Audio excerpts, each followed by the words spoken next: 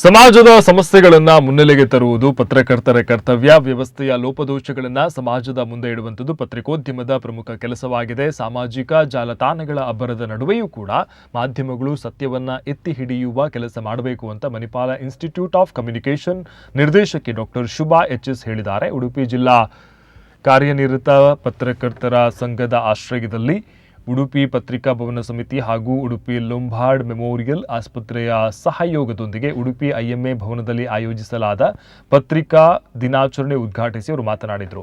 ಅಧ್ಯಕ್ಷತೆಯನ್ನ ಉಡುಪಿ ಜಿಲ್ಲಾ ಪತ್ರಕರ್ತರ ಸಂಘದ ಅಧ್ಯಕ್ಷ ಸುಬ್ರಹ್ಮಣ್ಯ ಜಿ ಕುರಿಯಾ ವಹಿಸಿದ್ರು. ಮುಖ್ಯ ಅತಿಥಿಗಳಾಗಿ ಕರ್ನಾಟಕ ಕಾರ್ಯನಿರತ ಪತ್ರಕರ್ತರ ಸಂಘದ ರಾಜ್ಯ ಪ್ರಧಾನ ಕಾರ್ಯದರ್ಶಿ ಜಿಸಿ ಲೋಕೇಶ, ಉಡುಪಿ ವಾರ್ತಾ ಇಲಾಖೆಯ ಸಹಾಯಕ ನಿರ್ದೇಶಕಿ ಬಿ ಮಂಜುನಾಥ್ ಮಾತನಾಡಿದರು.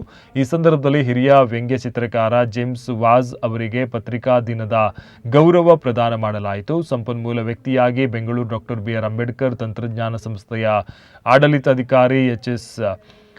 ಸಂತೋಷ್ ಕುಮಾರ್ ಪತ್ರಕರ್ತರ ಒತ್ತಡ ನಿರ್ವಹಣೆ ಮತ್ತು ವ್ಯಕ್ತಿತ್ವ ವಿಕಸನ ಕುರಿತು ಮಾತನಾಡಿದರು.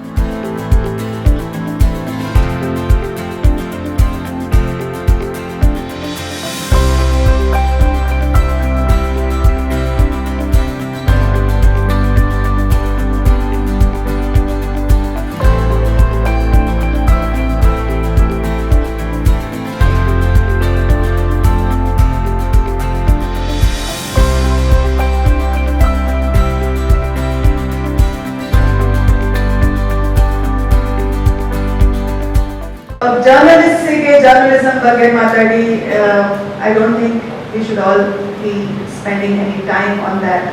ಸೊ ನಾನು ಇವತ್ತಿನ the currency in today's time, ನಮ್ಮ ವರ್ಲ್ಡ್ ಯಾವ ಸಿಚುವೇಶನ್ ಅಲ್ಲಿದೆ, ನಮ್ಮ ಕಂಟ್ರಿ ಯಾವ ಸಿಚುವೇಶನ್ ಅಲ್ಲಿದೆ, ಅದಕ್ಕೆ ನಾವು ನ್ಯೂಸ್ ಬಗ್ಗೆ ಅಲ್ಲ, but the latest currency in this ಅರೀನಾ is trust. ಆ ಟ್ರಸ್ಟ್ ಬಗ್ಗೆ ಒಂದು 4 ಮಾತನ್ನು ಆಡ್ಬೇಕಂತ ಅನ್ಕೊಂಡಿದ್ದೀನಿ. ಬಿಕಾಸ್ ಇಲ್ಲಿ ಇರುವ ಹೆಚ್ಚಿನವರು ನಿಮ್ಮ ಪ್ರೊಫೆಷನ್ ತುಂಬ demanding and your profession is very meaningful ಸೊಸೈಟಿಗೆ. ಸೊ ನಿಮ್ಮ ಮುಂದೆ ನಾನು ಬೇರೆ ಯಾವ ವಿಷಯನೂ ಹೇಳೋ ನೆಸೆಸಿಟಿ ಇಲ್ಲ ಅಂತ ನಾನು ಇವತ್ತು ಇದೊಂದು ಸಣ್ಣ ಟಾಪಿಕ್ ಅನ್ನು ಇಟ್ಕೊಂಡಿದ್ದೇನೆ. ಒಂದು ಸಣ್ಣ ಥಾಟ್ ಎಕ್ಸ್ಪೆರಿಮೆಂಟ್ ಇಂದ ನನ್ನ ಮಾತನ್ನು ನಾನು ಶುರು ಮಾಡ್ತೇನೆ. ಇಮ್ಯಾಜಿನ್ ನಾವೆಲ್ಲ ನಾಳೆ ಬೆಳಿಗ್ಗೆ ಎದ್ದಾಗ ಜರ್ನಲಿಸ್ಟ್ ಯಾರು ಇರುವುದಿಲ್ಲ ಪ್ರಪಂಚದಲ್ಲಿ, ಜರ್ನಲಿಸಂ ಅಂತ ಕಾನ್ಸೆಪ್ಟ್ ಇರಲ್ಲ. ಹಾಗಾಗಿ ಈ ಹಾಸ್ಯ ಮತ್ತೆ ವ್ಯಂಗ್ಯಚಿತ್ರದ ಔಷಧಿ ಬೆಳೆಸೋದೇ ಇರುತ್ತಲ್ಲ, ಹಾಗಾಗಿ ನಾವು ವ್ಯಂಗ್ಯಚಿತ್ರಗಳು ಬರೆಯೋ ಮುಖಾಂತರ ತುಂಬಾ ನಗಿಸ್ತೀವಿ. ಈ ನಗೋದು ಕೆಲವು ವಿಶೇಷತೆ ನಾನೀಗ ಗಮನಿಸಿದಾಗೆ ಒಂದು ಸಣ್ಣ ಜೋಕ್ ಅಂತ ಕೇಳ್ಕೊಂಡಾಗ ಇಲ್ಲೊಂದು ಕೆಲವರು ಬಾಯಿ ಬಿಟ್ಟು ನಗಾಡ್ತಾರೆ ನೋಡಿ, ಅವ್ರ ಹಲ್ಲುಗಳೆಲ್ಲ ಕಾಣಿಸ್ತು. ಇನ್ನು ಕೆಲವರು ಬರೀ ಮಂದಹಾಸ ಮಾತ್ರ ಬೀರಿಸು, ಮಂದಹಾಸ ಮಾತ್ರ, ಬಾಯಿ ಬಿಟ್ಟಿರೋ ಆದ್ರೆ ಅವರಿಗೆ ಹಾಸ್ಯ ಕಟ್ಟಿದೆ ಒಳಗಡೆ. ಇನ್ನು ಕೆಲವರು ಸ್ವಲ್ಪ ಜೋರಾಗಿ ನಗಾಡಿದ್ದಾರೆ, ಸ್ವಲ್ಪ ಕಣ್ಣಲ್ಲಿ ನೀರು ಬರುವ ಹಾಗೆ. ಕೆಲವರು ನಕ್ಕಲ್ಲಿ ಇಲ್ಲ ನಗಾಡಿಲ್ಲ.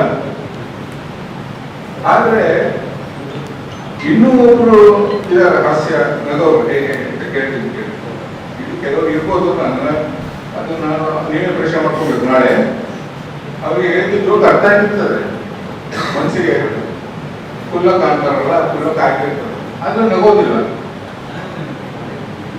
ಅಲ್ಲ, ನಗೋದು ಇಲ್ಲ, ತುಟಿ ಸ್ವಲ್ಪ ಅಲ್ಲಾಡ್ಸೋದು ಇಲ್ಲ. ದತ್ತಿ ಪ್ರಶಸ್ತಿ ಕಾರ್ಯಕ್ರಮಕ್ಕೆ ಬಂದಿದ್ದೀರಾ. ಪ್ರತಿಭಾ ಪುರಸ್ಕಾರ ಕಾರ್ಯಕ್ರಮ ಕೂಡ ನೀವು ಕೂಡ 2023ರಲ್ಲಿ ಒಮ್ಮೆ ಮಾಡಿ ಯಶಸ್ವಿಯನ್ನುಗೊಳಿಸಿದ್ದೀರಾ. ಹಾಗೇನೆ ಮನೆ ಅಂಗಳದಲ್ಲಿ ಹಿರಿಯ ಪತ್ರಕರ್ತರನ್ನು ಗುರುತಿಸುವಂತಹ ಕಾರ್ಯಕ್ರಮವನ್ನು ಕೂಡ ನಾವು ಮಾಡ್ಕೊಂಡು ಬಂದಿದ್ದೀವಿ. ಕಳೆದ 5.5 ವರ್ಷದಲ್ಲಿ 5 ರಿಂದ 6 ಸಮ್ಮೇಳನ ಮಾಡೋದ್ರಲ್ಲಿ ನಮ್ಮ ಲೇಖನಗಳನ್ನ ಯಾರು ಪತ್ರಕರ್ತರಾಗಿ ಎಲೆಕ್ಟ್ರಾನಿಕ್ ಮೀಡಿಯಾದಲ್ಲಿ ವಿಜುವಲ್ಸ್ ಅನ್ನ ಕಳಿಸ್ತಾರೆ, ಯಾರು ಪತ್ರಿಕೆಗಳಲ್ಲಿ ವರದಿಗಳನ್ನ ಮಾಡ್ತಾರೆ ಅಂತ ಅತ್ಯುತ್ತಮ ವರದಿಗಳನ್ನ ಹಿರಿಯ ಪತ್ರಕರ್ತರುಗಳಿಂದ ಪರಿಶೀಲಿಸಿ ಹೆಚ್ಚು ಅಂಕ ಬಂದವರಿಗೆ ಸನ್ಮಾನ ಮಾಡುವಂತದ್ದು, ಪ್ರಶಸ್ತಿ ಕೊಡುವಂತದ್ದು ನಮ್ಮ ಸಮ್ಮೇಳನದಲ್ಲಿ ಒಂದು ವಾಡಿಕೆ. ಹಾಗೆಯೇ ದತ್ತಿ ಪ್ರಶಸ್ತಿಯೂ ಕೂಡ ರಾಜ್ಯ ಸಂಘದಲ್ಲಿ ಸುಮಾರು 30 ದತ್ತಿ ಪ್ರಶಸ್ತಿ ಇದೆ.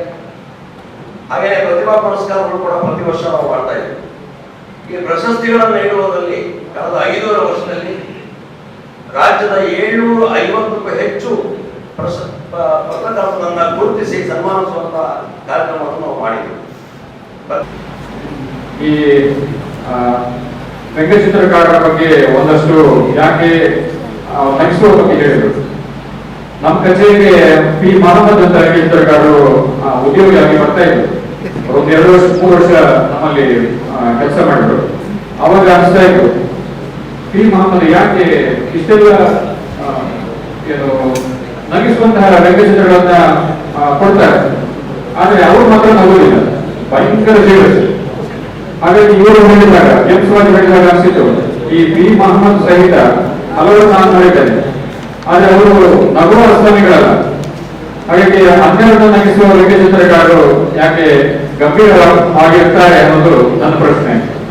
ಆದ್ರೆ ಜೇಮ್ಸ್ ರಾಜ್ ಮಾರ್ಗನ ತಪ್ಪಿಸಿ ಒಂದು ಅವರ ಮಾತಿನಿಂದ.